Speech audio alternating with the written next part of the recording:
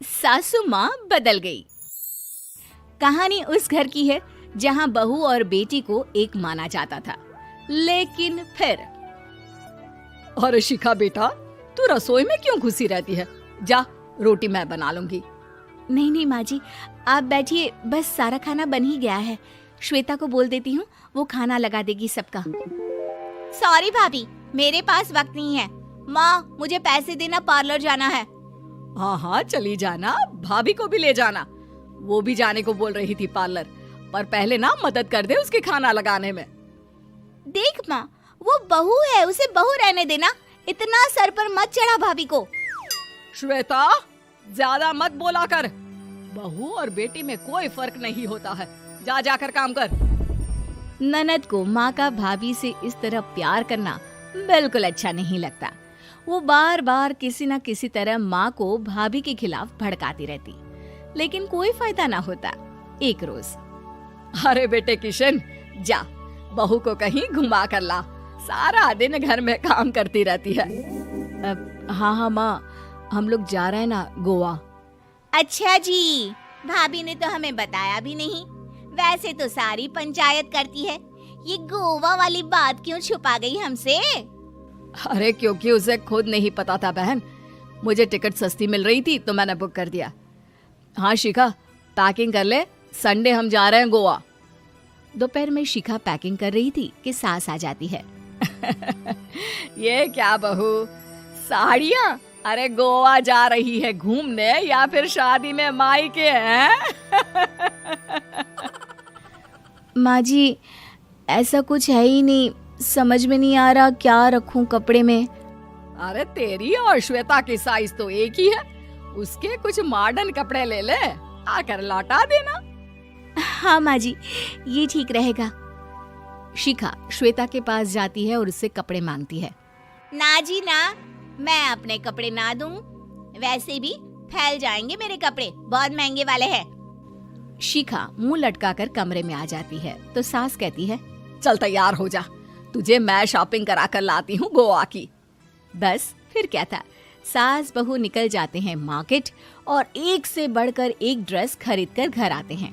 पहले बता देती कि नए कपड़े दिलाने वाली है भाभी को, तो मैं अपने ही दे देती ना भाभी को, मुझे दिला देती नए कपड़े। देख श्वेता, परिवार का मतलब सबके साथ रहना होता है, ना कि सिर्फ अपना सोचना। वैसे भी तुझे अच्छे संस्कार सीखने चाहिए।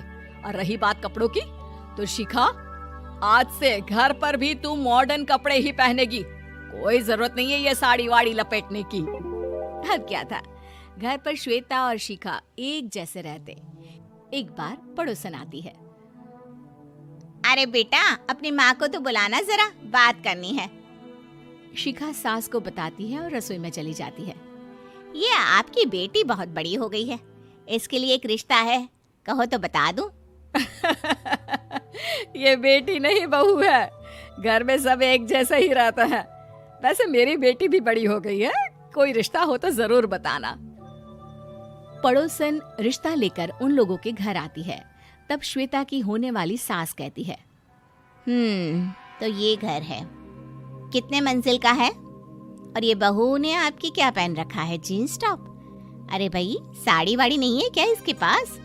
देखिए, सर्दी है तो साड़ी में बहू कैसे मैनेज करती, वैसे पहनती है साड़ी भी। देखिए, हम लोग ठहरे पैसे वाले लोग, कोई कमी नहीं है हम लोगों के पास पैसों की, बहुत पैसे हैं, जमीन, नौकर चाकर, कार, सब कुछ है, लेकिन घर में संस्कारी बहू चाहिए, समझ रही हैं ना आप? सास कुछ कहती कि श्वेता बोल पड़ती है, हाय रे, नौकर चाकर से लेकर जमीन, कार, पैसा, हाँ हाँ मुझे रिश्ता मंजूर है मुझे। अरे रुक जा श्वेता, मैं बात कर रही हूँ ना। देखिए, हम लोगों के घर इतनी आजादी नहीं मिलेगी। अरे हाँ कर देना माँ, हाँ कर दे जल्दी से। सास क्या करती, बेटी की शादी ऐसे घर में कर देती है जहाँ ना उनके विचार मिलते हैं और ना ही आचार। शादी के बाद एक रोज फोन पर, श्वेता बेटा, एक बार घर आ जा, बहुत दिल करता है तुझे देखने का। माँ, वो घर पर बहुत काम होता है, कैसे आऊँ? बड़ा घर है, लेकिन आने जाने वालों की लाइन ही लगी रहती है। बेटा मैं तो जानती थी उस घर का हाल, लेकिन तू ही नहीं मान रही थी। माँ देख, हर घर का यही हाल है।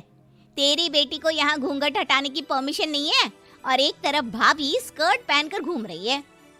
बेटा मुझे क्या पता था कि मेरी बेटी को ससुराल के नाम पर पिंजरा मिल जाएगा। अच्छा माँ, फोन रखती हूँ, सास को गर्मा गर्म रोटी खिलानी है।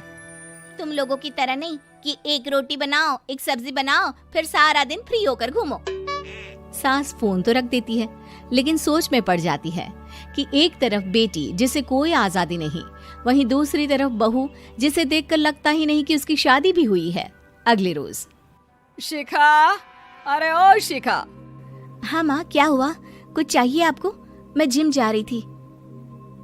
जिम के कपड़ों में बहू को देखकर सास को घूंघट में अपनी बेटी का ख्याल आता है।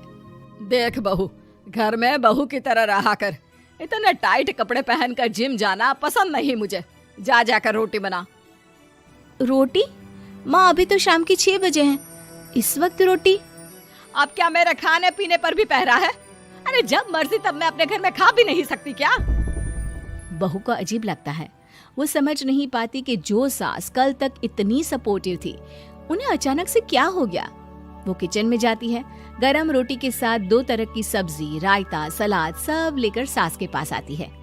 माँ जी, खाना। इतना सारा खाना? राक्षस समझा है क्या मुझे? रोटी मांगी थी मैंने गर्मा गर्म बस। पर माँ जी, रोटी खाती किससे आप? सब्जी तो बनानी थी ना।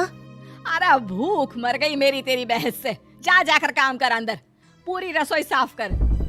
बहू अंदर चली जाती है। थोड़ी देर में श्वेता घर आती है। अरे शिखा जल्दी से चाय ला, पकवान बना, मेरी बेटी आई है। अरे नहीं नहीं माँ, ड्राइवर बाहर खड़ा है। मैं तो घर का कोई सामान खरीदने के बहाने यहाँ आ गई हूँ, मुझे जाना होगा। अरे बेटा, पर कितने दिनों बाद देख रही हूँ तुझे, रहने आ जाना 2-4 दिन के लिए। आ जाऊंगी माँ, जब मेरी सास मरेगी तब। मैं तो रोज मन्नत मानती हूँ कि मेरी सास मर जाए तो अच्छा है। अच्छा चल, जा रही हूँ माँ। हे भगवान, कैसे कैसे दिन देखने पड़ रहे हैं मेरी बेटी को। सास अंदर जाती है, जहाँ श्वेता की जिम वाली सहेली का फोन आया होता है। क्या बात है, आज जिम नहीं आई?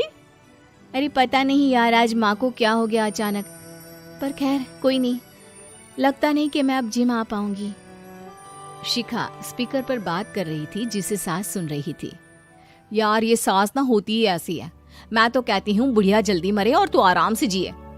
शिखा को सहेली की बात पर गुस्सा आ जाता है। माँ के मरने की कौन सा बच्चा दुआ मांगता है मोहिनी? आगे से ऐसी बात मेरे सामने मत करना। हमारे घर की शोभा ही माँ है। क्या हुआ जो थोड़ी सख्ती दिखा रही है? उसमें भी कोई ना कोई उनकी भलाई ही होगी।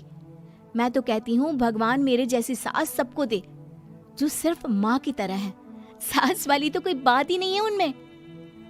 सास ये बात सुन रही थी। उनकी आंख में आंसू आ जाते हैं कि क्यों वो बेटी की किस्मत में बहू को भी भागीदार बना रही थी।